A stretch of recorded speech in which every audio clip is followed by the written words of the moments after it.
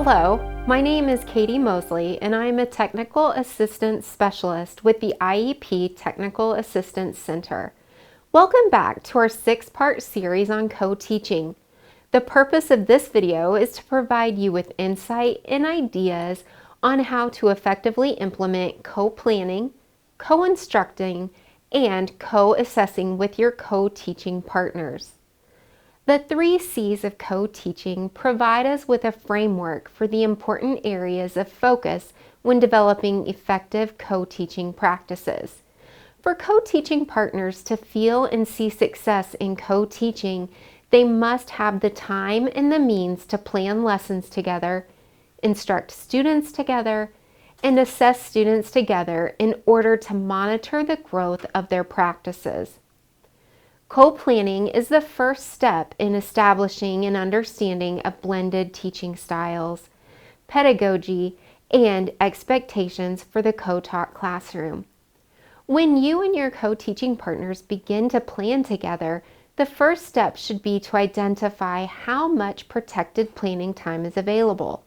This is important so that you can decide as a team the most effective platforms to use for planning. Planning can be done virtually or in person to ensure that there is adequate time to plan. Any time that a co-teaching pair meets, it is strongly encouraged that there is a detailed agenda that designates how much time will be spent on each topic of discussion.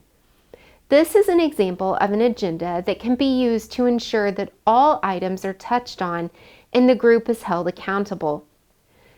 Designating someone as a timekeeper can also prove to be beneficial to ensure that time is always being tracked and the meeting is maintaining its focus and purpose.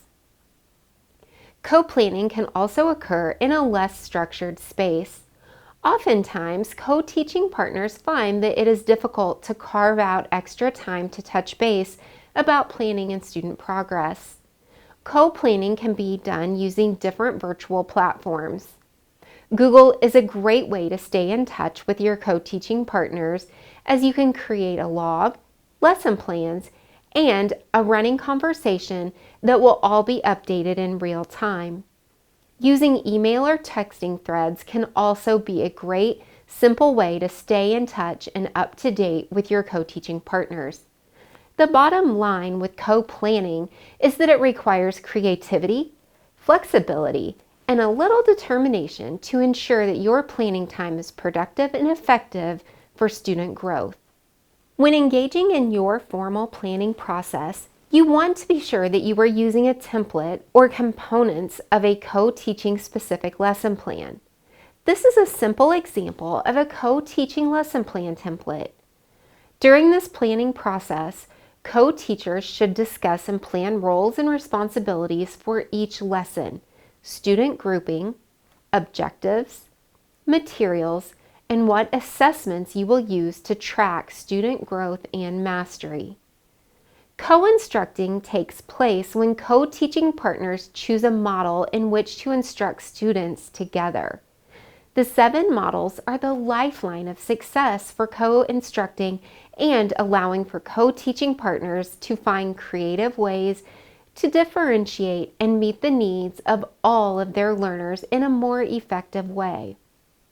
As co-instruction takes place, co-teaching partners should continuously ask themselves what about their instruction together is substantially different from having instruction given by only one teacher.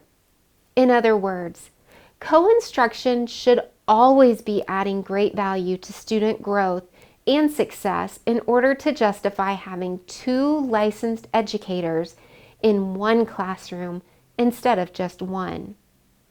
The 7 co-teaching models will be covered in a more in-depth video that will go over when, where, and how to utilize each one.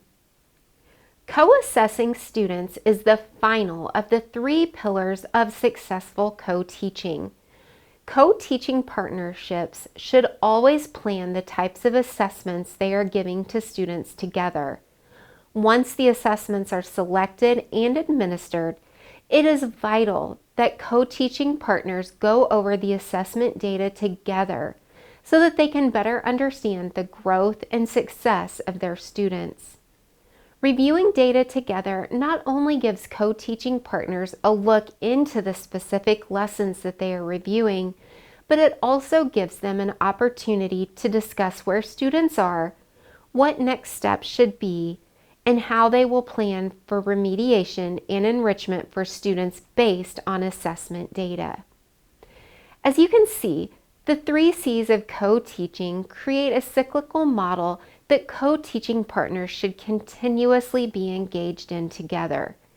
In order to find true success in co-teaching, both partners need to be invested in making sure that these ideas are part of the teaching pedagogy and continues to be at the forefront of all planning, instructing, and assessing for student growth and success.